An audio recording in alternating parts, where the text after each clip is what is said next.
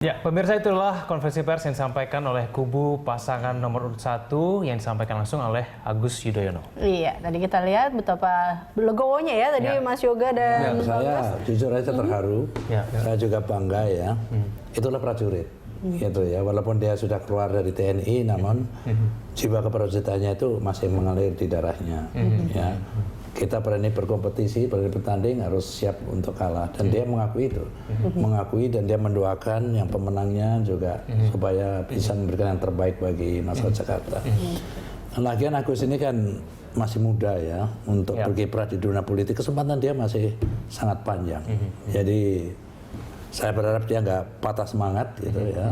Karena dia juga termasuk prajurit terbaik sebenarnya di TNI, dan saya tentu saja kenal dia kecil ya, karena waktu saya Panglima, Kasdam saya adalah Pak SBY gitu kan, jadi kita sering, anak-anak kita sering berkumpul begitu. Oke. Berarti ini bukan akhir dari karir politik Agus Yudhoyono? Iya, ini kalau untuk tentara itu kekalahan adalah kemenangan yang tertunda saja. Bisa saja mencalonkan di daerah lain begitu mungkin saja ya. Mungkin Mas Yoga mau menambahkan? Ya, saya menggarisbawahi dua hal ya. Yang pertama tadi yang muncul, tentu kita apresiasi besar sekali kepada Mas Agus. Nah, dua pesan yang menurut saya harusnya akan jadi tindak lanjut berikutnya.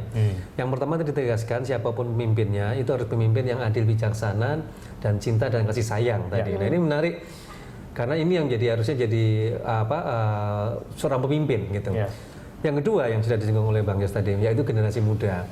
Bagaimana justru saya melihat Mas Agus ini menjadi suatu contoh inspirasi baru bagi anak-anak muda untuk terlibat dalam pembangunan kota di Jakarta khususnya, bahkan tadi diharapkan di Indonesia. Nah, kita kan perlu tokoh-tokoh muda seperti ini ya, umur 30-an, kemudian didukung oleh keluarga gitu. Nah, ini kalau role model seperti ini istilahnya bisa diangkat, saya rasa perkembangan kota-kota di Indonesia, nggak hanya di Jakarta, ini akan semakin bagus ke depannya. Oke, Mas Yoga, tapi isu-isu yang kemudian ke depannya nih, paling tidak yang masih belum, masih perlu diselesaikan, paling tidak, sambil menunggu kita putaran kedua begitu ya, itu apa sebetulnya?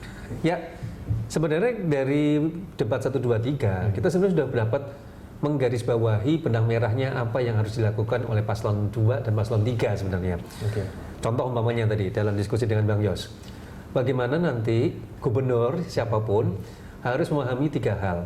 Satu, historis Jakartanya, geografisnya tentang kondisi Jakarta, dan yang ketiga adalah demografi Jakarta. Nah, ini penting supaya visi misi program yang akan disampaikan itu cocok atau tidak, sesuai dengan kondisi sekarang gitu. Contoh paling mudah umpamanya tadi, bahwa faktor geografis kita mengatakan Jakarta ini kan 40% di bawah permukaan air laut gitu kan. Nah, kita jangan gembira dulu umpamanya kenapa kok sekarang Jakarta nggak banjir gitu. Karena ada faktor-faktor yang sebenarnya harus diperhitungkan gitu kan.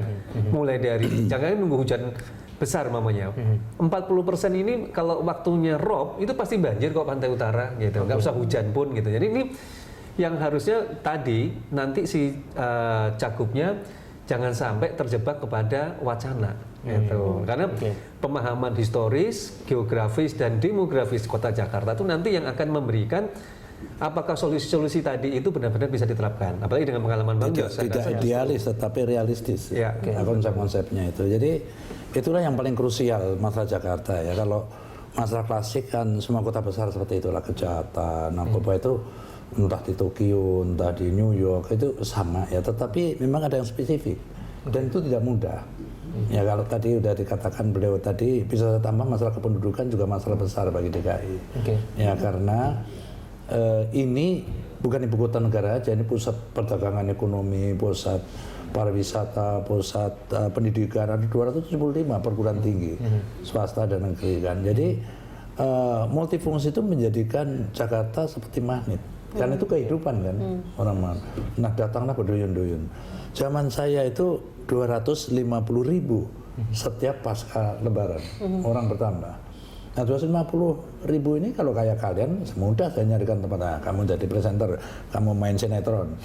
Ini kan orang yang membawa penyandang masalah sosial gitu kan, nggak punya pekerjaan, nggak punya modal, tapi karena dapat cerita orang yang jadi pembantu di Jakarta gitu, terus dia tertarik untuk datang ke Jakarta. Jadi pada saat dia sudah masuk di sini, ini kota kan kota terbuka, saya nggak mungkin bisa melarangnya itu kan kebebasan orang untuk berkunjung ke ibu kota negara.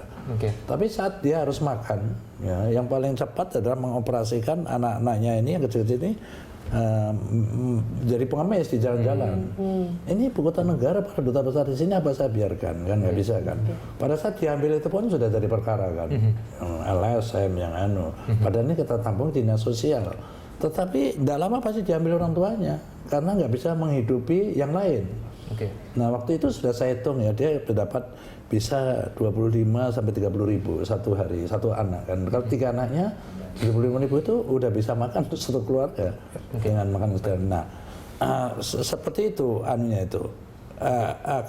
Apabila pemerintah tidak berhasil menyebar pembangunan merata di seluruh provinsi, ya urbanisasi nggak akan pernah. Ya, baik. Tapi mungkin karena begitu banyak isu permasalahan yang ada di Jakarta, mungkin kita tidak bisa mengambil patokan isu mana sebetulnya yang paling sentral ya Bang Yose, karena sebetulnya semua isu itu sama pentingnya mungkin di DKI Jakarta. Jadi mungkin susah juga buat pasangan nomor 2 dan 3 memprioritaskan yang mana yang sebetulnya harus diselesaikan. Harus paralel. Nah, kita akan membahas isu-isu lebih lanjut. Selain tadi ada isu pendudukan, kita bisa bahas lagi dengan macet dan banjir yang jadi tren di Jakarta ini. Kita akan membahasnya kembali pemirsa, usai jeda tetaplah bersama kami.